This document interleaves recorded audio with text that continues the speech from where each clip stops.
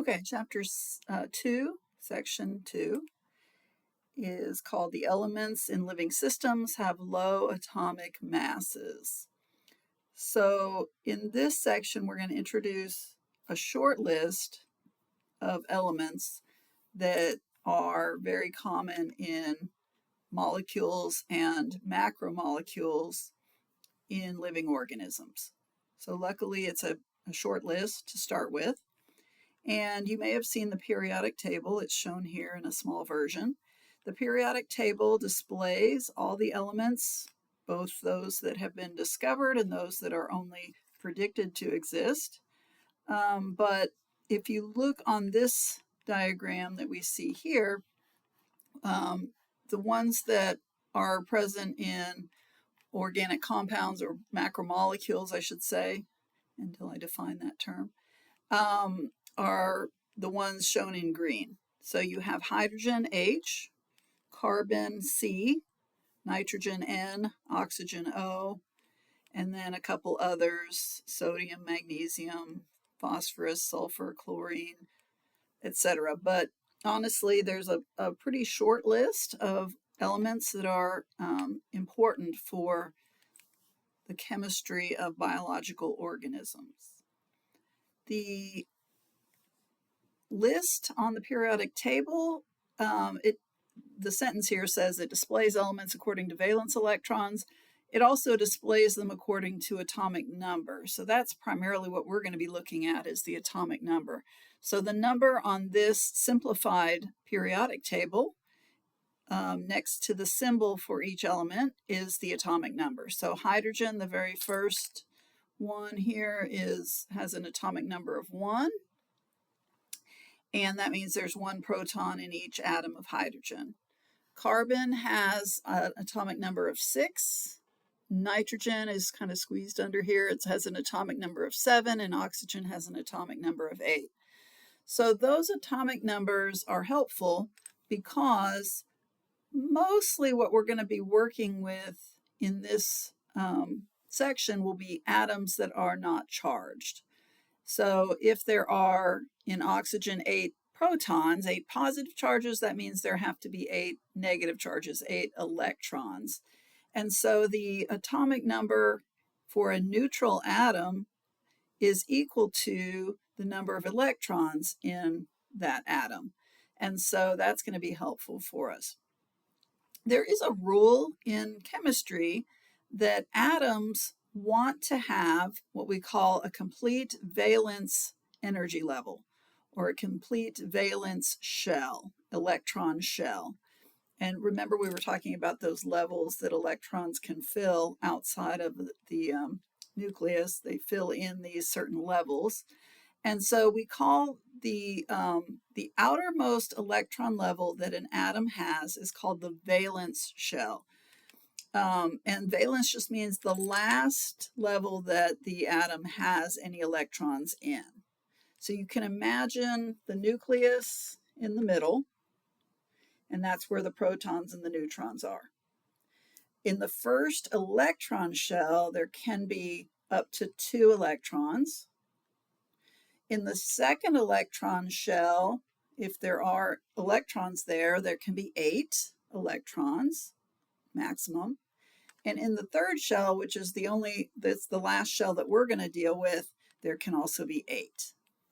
And so whatever number of electrons an atom has, the electrons will fill the shells from the shell closest to the nucleus, so that would be the one that can only hold 2.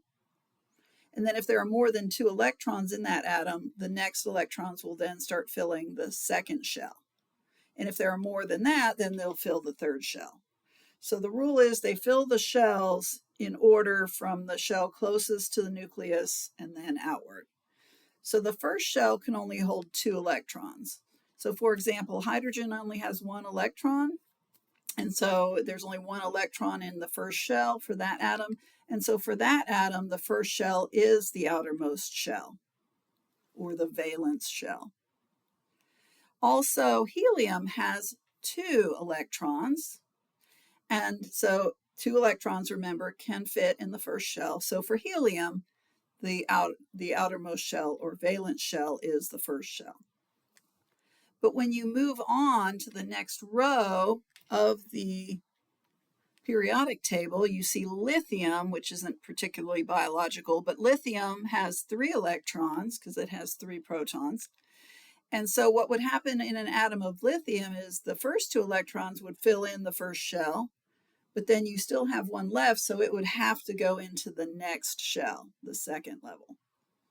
And so for that atom, the second shell is the valence shell, the outermost shell.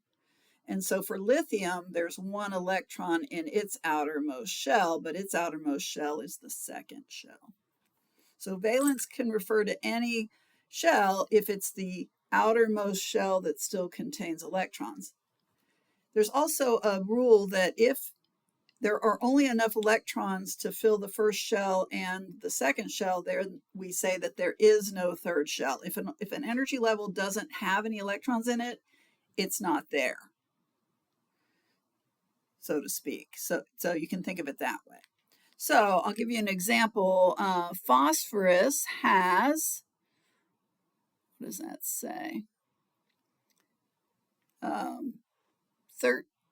15 electrons. This is so tiny. Yes, 15 electrons. So phosphorus, P, has 15 electrons. So what that would mean would be 2 would be in the first shell, and that shell is full. Then up to 8 can fit in the second shell. So there would be 8 in the second shell. 2 plus 8 is 10, so there's still 5 left. So 5 would be in the third shell. And that would be the valence shell for phosphorus. All right, 5 electrons in the third shell. So 5 electrons in the valence shell. Now the rule is that any atom is going to behave in a way that tries to achieve stability. And stability is to be non-reactive. There are some elements that automatically are non-reactive. What that means is that they already have full valence shells from the beginning. So we call those inert or non-reactive. It would be any atom that already has a full valence shell. So helium has 2 electrons. Its first shell has 2 electrons, and that's all the electrons it has. So it has a full valence shell, so it's non-reactive with any other atom. Neon has 10 electrons, so it has 2 in the first shell, 8 in the second shell. The second shell is full, it's non-reactive, etc. All the other atoms, though, want to have a full valence shell, and that's called the octet rule. That's because most shells can max out at 8 electrons, except for the first one. So if hydrogen has 1 electron, but it wants to get 2 to have a full valence shell. So hydrogen will react in a way that tries to get it to have a full valence shell, which we'll discuss more in a second. But that's called the octet rule. The way that the atoms that are not already existing with a full shell behave is that they will react in a way to try to get a full shell, a full valence shell. All right, so I think this will make more sense as we go forward. All right, so like I said, out of everything on the periodic table, there's really a short list shown here on the right of your screen. And you don't need to memorize the whole list, but these would be, when you study biology, these would be the ones that come up over and over and over again. And for our course, the ones that are really going to be fundamental to start with are the first 4. So oxygen, carbon, hydrogen, and nitrogen, those 4 elements make up, this says 96% of human body weight, but I think you could argue 96% of all organisms' body weight. And so those are the 4 that we really focus on. These other ones, when they come up, I'll tell you what you need to know about them. But for these 4, there's going to be an expectation that you know a little bit more about oxygen, carbon, hydrogen, and nitrogen than anything else on this list. So oxygen has an atomic number of 8, carbon has an atomic number of 6, nitrogen has an atomic number of 7, and hydrogen has an atomic number of 1. And so that tells you not only how many protons are in each atom, but how many electrons. And then you can think through, okay, 2 electrons in the first shell, 8 in the second shell, 8 in the third shell. How many electrons would be in the valence shell of each of these atoms? And that's going to inform you on as to how they're going to react with really each other to make bonds to attempt to fill their valence shell. So we're really moving on into the concept of molecules, bonding.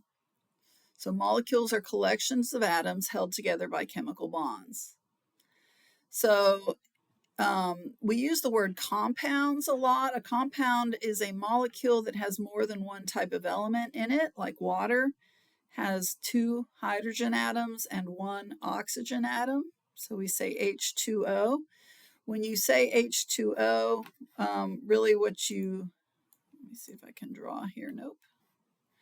When you say, let me see if I can get a pen. Yeah, I can. Here we go, H2O. When you see something like this, the 2 really refers to the H. So there's 2 hydrogens and only 1 oxygen. If there's a 1, we don't really write it. But H2, there would be 2 hydrogens and 1 oxygen. One thing about this formula, though, is it doesn't tell you how they're attached together. It turns out that the 2 hydrogens aren't attached to each other. They're each attached to either side of the oxygen. But this is a formula. Okay, so atoms are bonded to each other, and that makes compounds or molecules. The first bond I'm going to go over is actually pretty easy to understand because the name of the bond tells you what kind of atoms are involved in the bond. Ionic bonds are an electrical attraction between oppositely charged ions. So you may recall that a positively charged ion is called a cation. A negatively charged ion is called an anion. And if, for example, you have an ion, a sodium ion, which is a cation, and you have a chloride ion, which is an anion, and they tell you this one has a positive charge and this one has a negative charge, then if they get close enough together, they will be electrically attracted, positive to negative, opposites attract. And that bond is kind of medium strength. It's not the strongest bond there is, but it's reasonably strong. And so we call that an ionic bond. Ionic bonds are simply the attraction between oppositely charged ions. And so that one isn't too complicated. The stronger or strongest type of bond that exists is called the covalent bond. The covalent bond is typically defined as a bond that forms when atoms share valence electrons. And this is an interesting concept. When 2 atoms are sharing electrons, each atom is thinking that it not only has all the electrons that it has, but it's also counting the shared electrons from the other atom as part of its own. It's a little bit of a fantasy world that these atoms are living in, but follow me, try to follow me as I'm explaining this. Let's say hydrogen, 1 atom of hydrogen has 1 electron. It wants to get 1 more electron to fill its valence shell, because remember that first shell only can hold 2. So if 2 atoms of hydrogen get close enough together, then what can happen is the one that is on the left here, let's say this is his electron here. But when he gets close enough to this other atom of hydrogen, he can count both of them as his, or at least that's what happens. So the hydrogen that I circled thinks he has 2 electrons, so he thinks he's got a full shell. In the same way, this hydrogen over here, he owns this electron, but he's sharing the other one from the other hydrogen. So he's counting both of them as his. And so both of them are counting both of the electrons as theirs.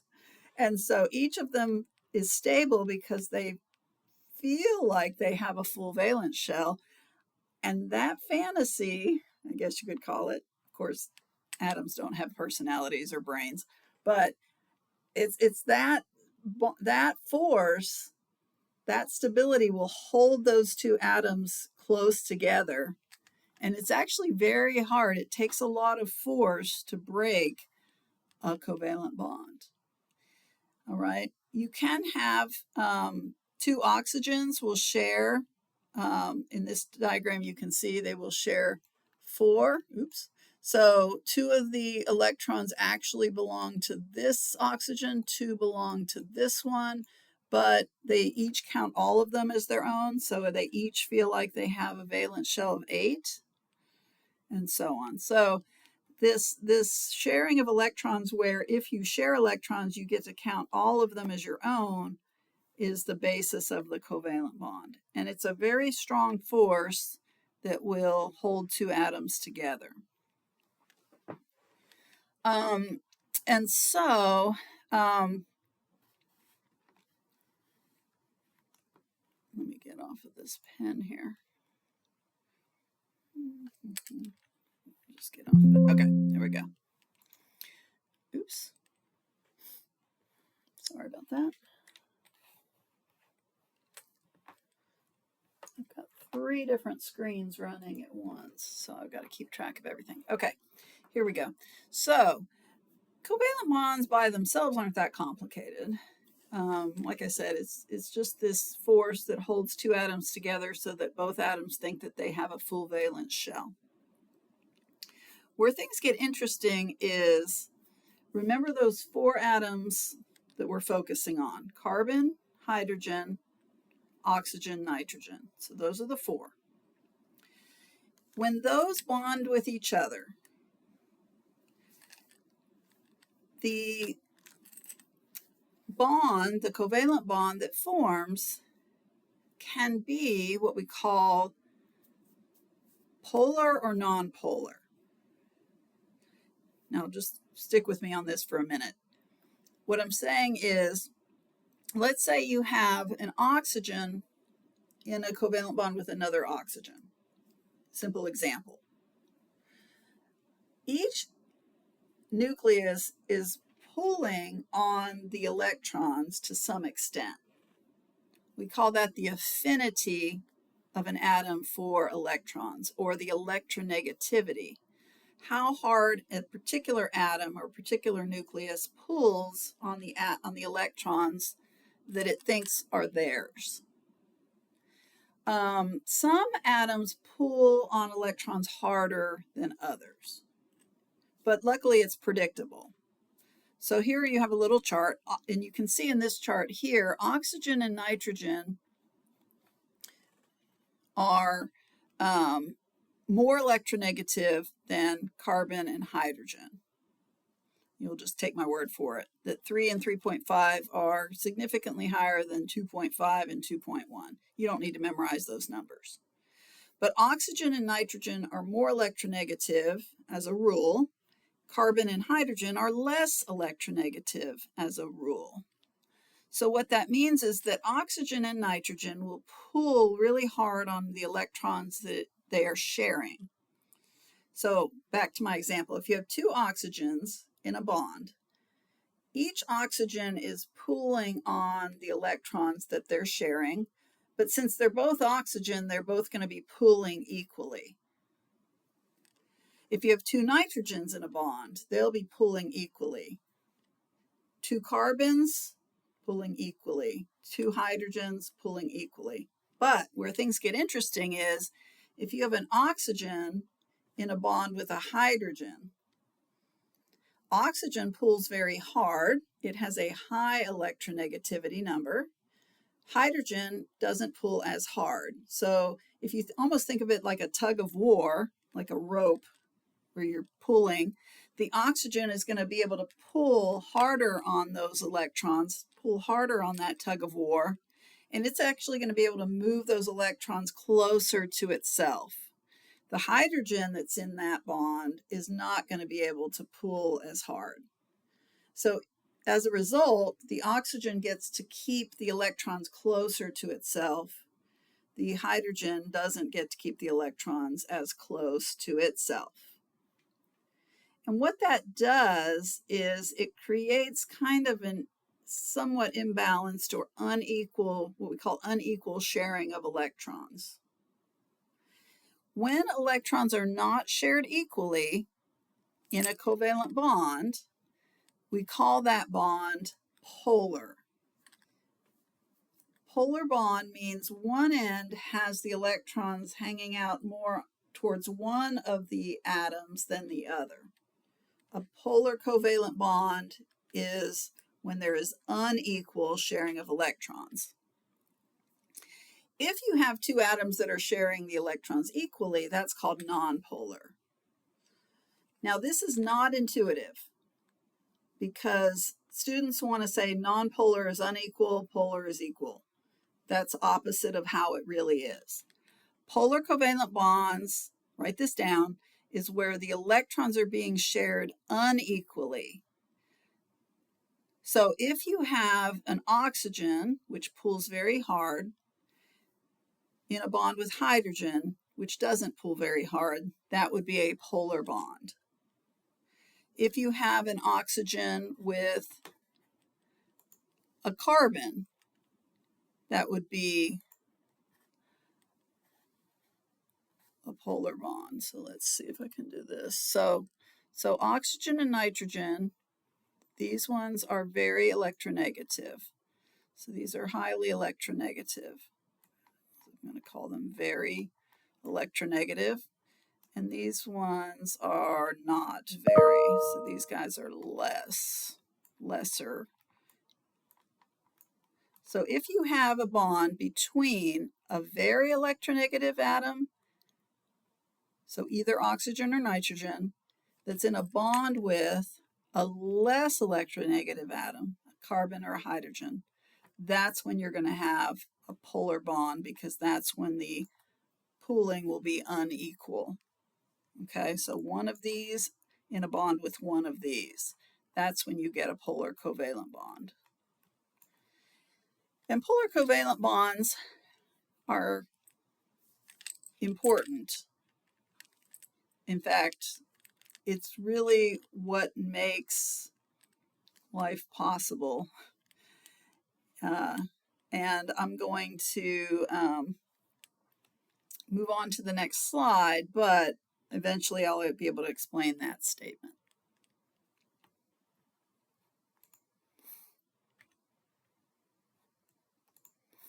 All right. Okay, so hydrogen bonds. So we talked about covalent bonds are the strongest. Within the covalent bonds, we talked about polar versus nonpolar covalent bonds. Then we had ionic bonds, which are not as strong as covalent, but they're reasonably strong. And then the third is hydrogen bonds. Hydrogen bonds are, despite the name, not a bond between two hydrogens. So that I'm going to put on the test, I'm going to put true or false. A hydrogen bond is a bond between two hydrogens. And you're going to say false. It sounds like it would be. In fact, if I was making up the names for these things, I would have picked some different name because this name is not very helpful. What a hydrogen bond is, it's a weak attraction between the slightly positive end of a polar molecule and the slightly negative end of another polar molecule. So now we're talking about not bonds between atoms within one molecule, but we're talking about the bond between a weak bond between two whole molecules. You can see in this picture here that you have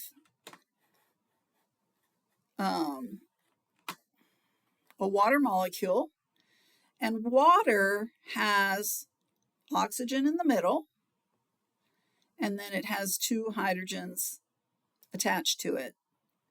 And remember that anytime oxygen is in a bond with hydrogen, that's going to be a polar covalent bond.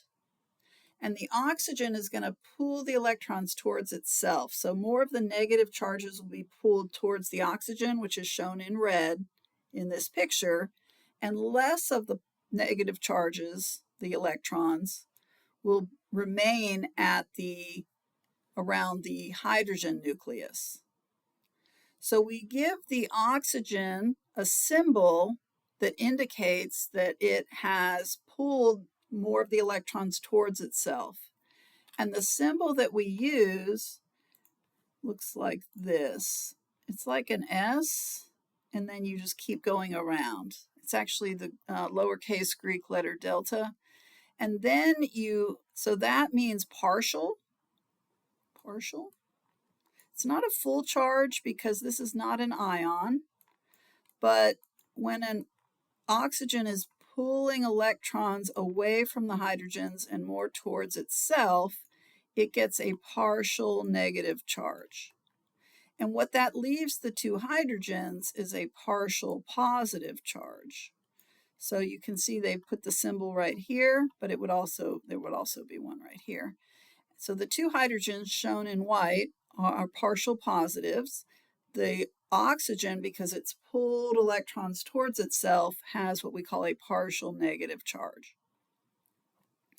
And so when every water molecule has this setup, okay, just inherently.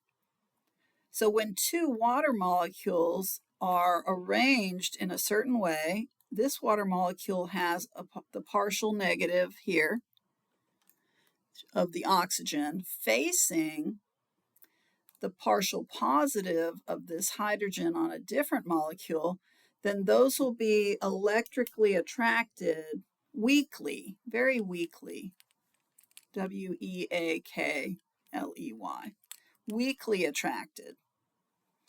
And so that's called a hydrogen bond. So hydrogen bonds are individually weak, but collectively strong, because if you have lots of molecules of water, then they will be arranging themselves. In liquid water, they're moving around constantly. So in different fractions of a second, these hydrogen bonds will kind of snap into place and other hydrogen bonds will break apart. But at any moment, there will be enough hydrogen bonds in place in any fraction of a second that will hold the liquid water together. So collectively, all the hydrogen bonds will hold water as a liquid. Right. So this is the slide where I explain or where I defend my statement that that polar covalent bonds make life possible because water consists of polar covalent bonds. There's a polar covalent bond between the oxygen and this hydrogen. There's a polar covalent bond between the water and this hydrogen. And because of that, there ends up being a side of the water molecule that is partial negative, and really, I guess, two sides where there's partial positive. And because of that, water will form these hydrogen bonds with other water molecules, and it will form hydrogen bonds with a whole bunch of other kinds of molecules. And so the single most outstanding chemical property of water is its ability to form hydrogen bonds, and hydrogen bonds are only possible because of the polar covalent bonds within each water molecule. So I'm going to take a break here, and then if you're ready to move on to the next section, you can. If not, take a break and maybe go back and review and study.